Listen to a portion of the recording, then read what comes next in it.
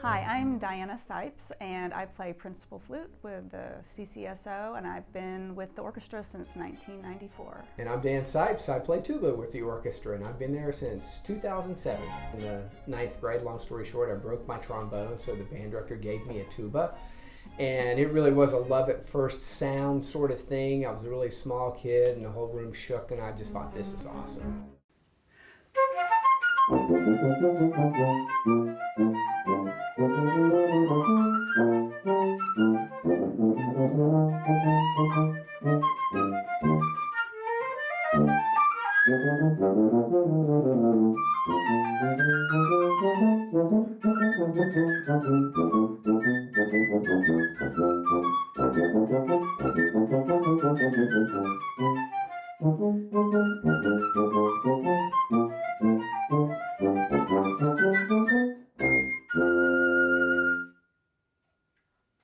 So I was teaching at A&M Kingsville. That's where my first job was, here in South Texas, and I had decided that my studio needed an alto flute. I wanted an alto flute for my students to have access to play, and so I was in the market.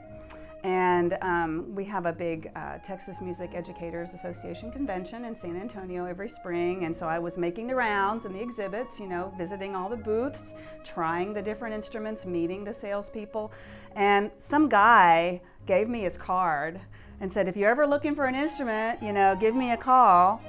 So a few months later, I was digging through my drawer in my office, and I was like, oh, here's this card.